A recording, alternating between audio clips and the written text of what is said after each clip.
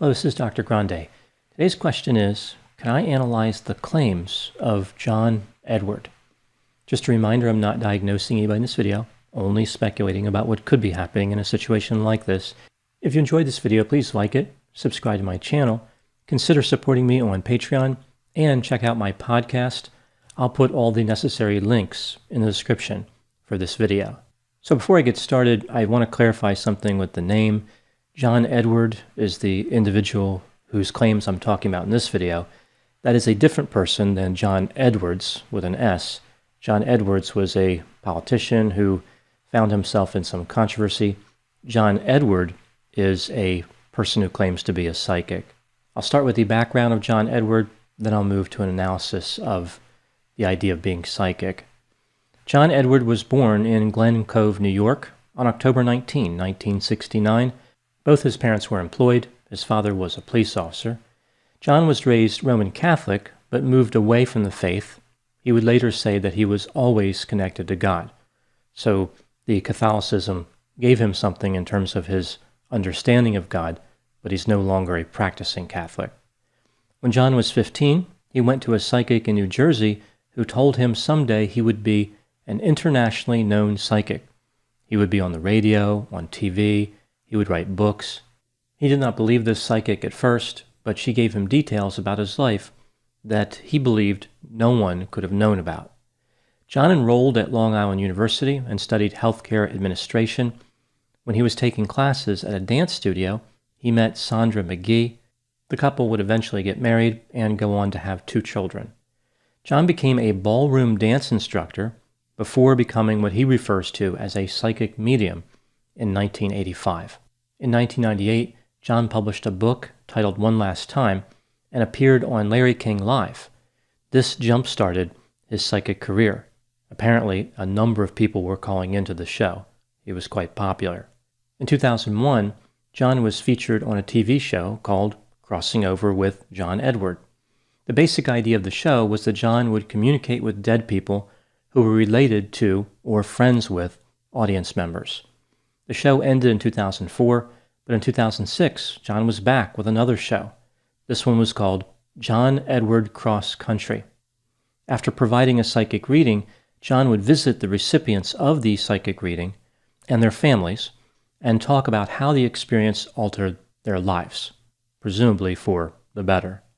In addition to books, TV shows, and guest appearances, John traveled to a variety of locations in various countries giving performances, during which he would dazzle the audiences with his so-called psychic ability. At the time making this video, John is still working as a psychic medium. On his website, he offers a variety of services. He will conduct a private reading for $850 in his office in Long Island, New York. Up to 4 people can join the reading for an extra $250 per person. The website explains that people can sign up, but the selection process is random. I guess there's no guarantee that anyone eager to hand John $850 will actually have the opportunity to do it. Although, if I had to guess, I would say that being selected is fairly likely. That's just a theory. John does not permit people to record the sessions, so they're kind of mysterious, I guess. He also runs 10-person group sessions conducted over Zoom for $650 per person. His website warns that no one attending any John Edward event, virtually or in person, is guaranteed a reading. Now moving to an analysis of his claims and psychic claims in general. The belief in psychic abilities is quite common. Many people who experience loss and grief long for a way to communicate with people who have died. One study found that 28% of Americans believe that some people can hear from or talk to the dead. It is difficult to prove or disprove psychic abilities because they are said to be supernatural. However, there are explanations for how someone may appear psychic when they are really not psychic. Interestingly, even some people who believe in psychic abilities, like they believe that these abilities could exist, do not believe that John Edward has them. So it's not just a matter of believing it's possible or not. There's also the individual psychic to consider. So people who believe in the ability may look at different psychics and rate them differently. During John's performances, He appears to know things about people's dead loved ones that he should not be able to know. He often makes vague statements that are then added to by the audience members themselves.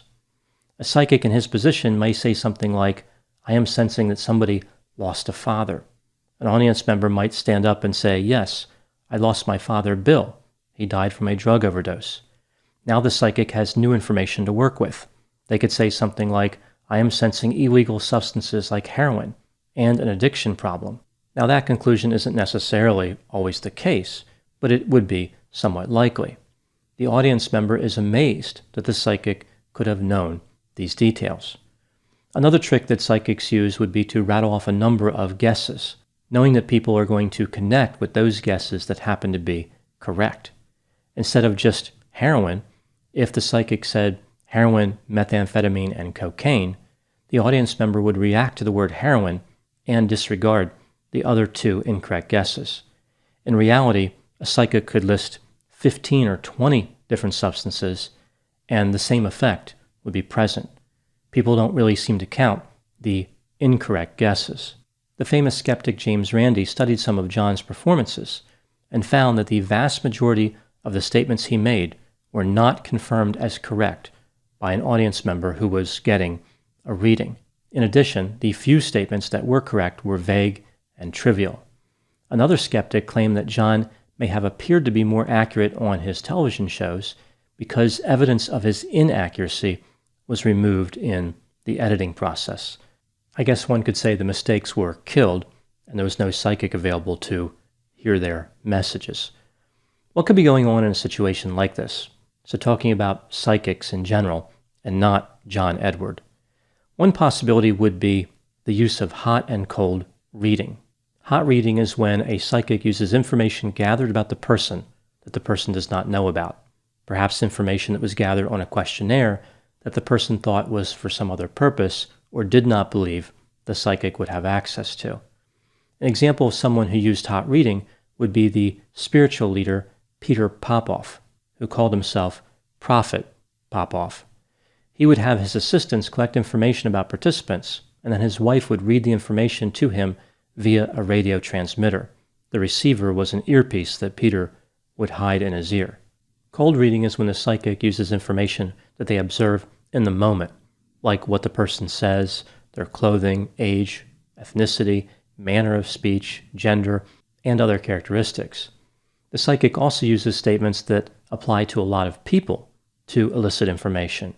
These would be vague statements like, "I sense you're having problems with a relative," or "you once had an unpleasant experience," and not specific statements like, "I sense you're being scammed by someone claiming to have psychic abilities," or "I sense you're looking at a fraud right now." The psychic tries to zero in on statements that connect with the person, so the psychic looks for reactions. If somebody seems to be paying attention all of a sudden, then the psychic knows that they probably connected with something they just said. Moving back to John Edward. John denies that he uses hot or cold reading, he denies being deceptive, and he says he does not play on people's emotions. John does not claim to actually see the dead, rather he feels the energy of the dead. He says it's something like describing a daydream. John also admits that he's wrong, often. He is not concerned with the accuracy of his work. He said it was not his job to be right. One would think that that statement alone would mean that people would not believe that John actually has psychic abilities, but many do. They ignore the fact that he stated he was often wrong. Here are some examples of types of statements John has made to audience members that really do seem to line up with hot or cold reading. John rattles off a series of common diseases. There's only so many ways that a person can die, so he's going to be right eventually. If he talked about someone who was killed by a rabid gopher or something highly specific, that would be a lot more believable. The detection of any gopher-related death would offer credibility. It wouldn't have to involve rabies. If someone paid a gopher as part of a murder-for-hire plot, that too would be convincing. John would typically not be that specific. He wouldn't mention gopher-related fatalities or woodchuck or bunny rabbit-related. Really, all the small furry animals would be excluded. John says things like, "There's something about February," and ties this into the family of the person for whom he's providing a reading. There are only 12 months in the year. Events have to occur in one of those months. He also is able to pivot between a month and a number. So he can say something like, there's a connection to 11 or November.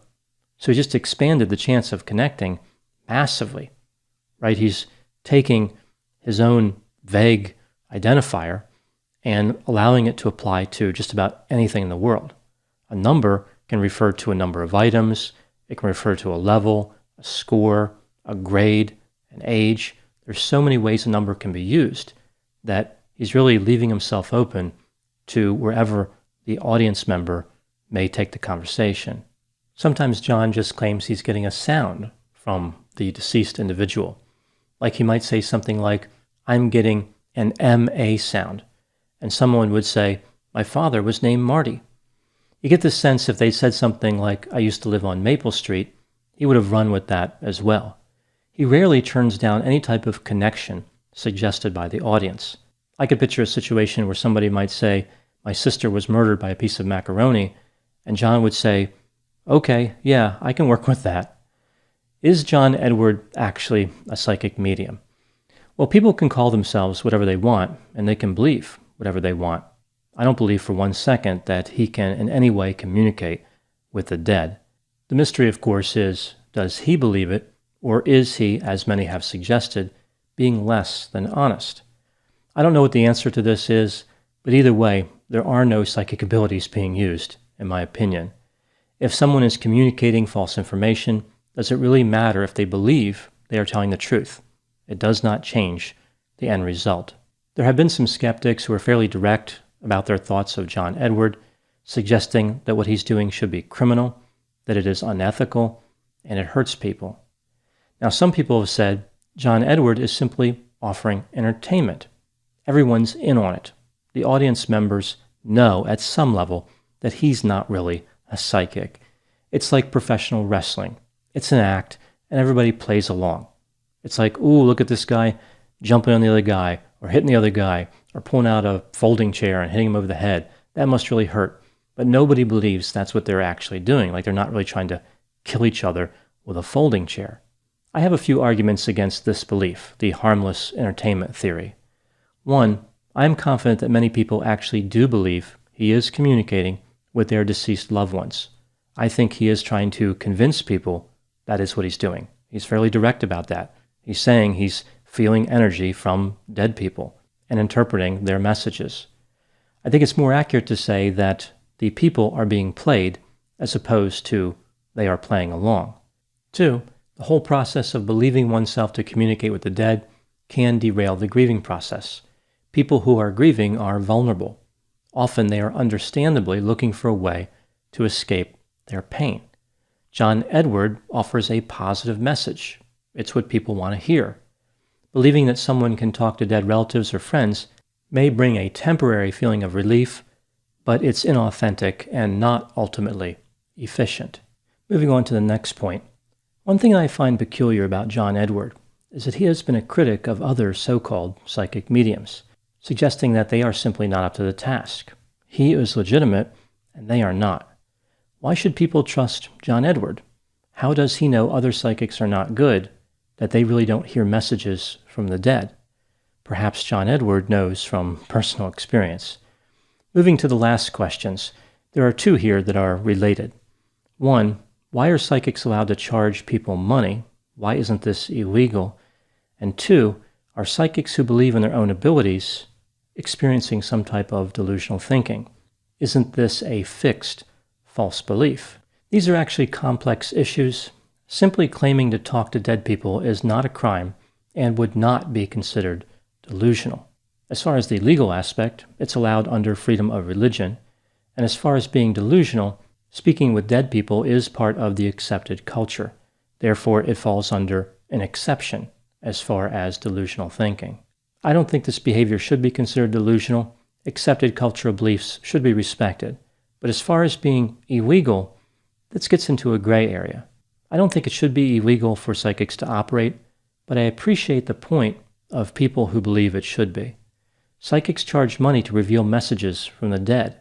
They are claiming to deliver a service, Somebody's exchanging money for something that in theory has a benefit, something that also in theory would be real.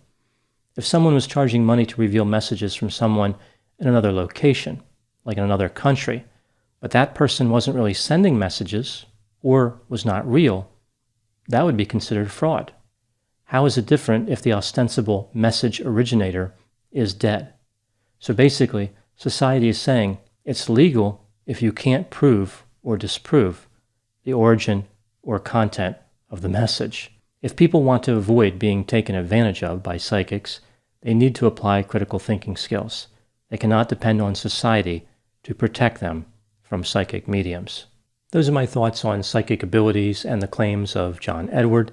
Please put any opinions and thoughts in the comment section. They always generate an interesting dialogue. As always, I hope you found my analysis of this topic to be informative. Thanks for watching.